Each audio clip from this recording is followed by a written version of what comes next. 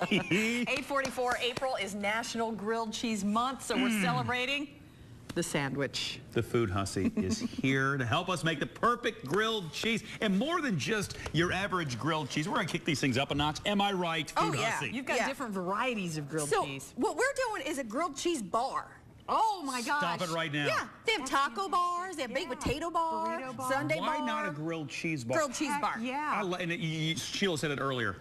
Perfect weather. This like this morning, this kind of rainy, it's cold, it's whatever. Grilled cheese weather. Yeah, so what I wanted to do was come up with some different kinds and kind of prep them a little bit for us. So we've got a lot of different things. And I found this new Sara Lee bread. It's Sara Lee Artesano bread. It's real thick, isn't it? It's thick, and the thing is they should have just called it grilled cheese bread. Oh, because it's perfect. It's perfect for French toast, it's perfect for grilled cheese, like any of that kind of baking, you know, where you want a nice thick piece of bread. Substance in your bread. Yes, and it's delicious. So what we have is a bunch of different toppings, and that's the thing. I think people get stuck in a rut with grilled cheese, and they do American, which, hey, I'm all about some standard, good old American cheese. Sure. But what I did was I made some crazy stuff here. So this one here. And again, the simplicity of it. What I love about the Food Hussy, she makes things that I could make. Oh, yeah. Right. That's what I love. Right. I did this right here with a griddle. I finally, you know, I'm like fancy now. You have kicked it up a notch with the cooking. So this one's a caprese, and what we have here is I made this for Jen, just for Jen, my vegetarian friend. Okay. So this has got.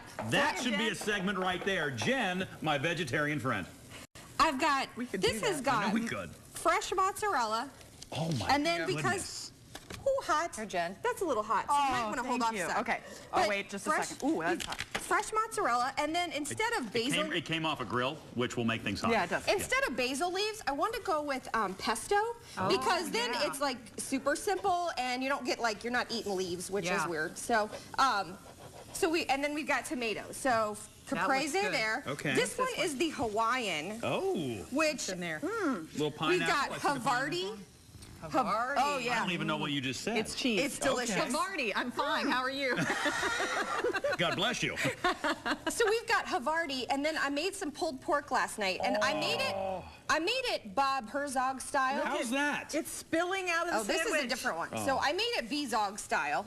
What I did with my... That's my street name. Bezog. Bezog. That's how I do. What I did with the pulled pork was just a... That's gold star. Pork ribs. Yeah. Country style pork ribs. I poured a can of Coca-Cola in it, and then I turned the crock pot on. God. That's it? Yeah. That's great. And then I just added some barbecue sauce on my own, so there's a little pulled pork action if you want to try it. So this is just for bonus. This isn't even on the grilled cheese. But no, I put that on the grilled cheese. You put it on the grilled cheese, so the Hawaiian has Havarti, pulled pork, pineapple, and barbecue sauce. Oh my gosh. Yeah. I just want to try that. Jen, pulled pork? No, thank you. But can I just say, this is probably the best grilled cheese I've ever had. This is delicious, and I wouldn't have thought of putting that together. But. Well, and the thing is, too, that's another tip to use, is shredded cheese. It melts it quicker, and, you know, that way it gets gooier faster. So shredded cheese is a good tip. And the other thing, the other sandwich I made here, I made some Gold Star. I made a Gold Star grilled cheese.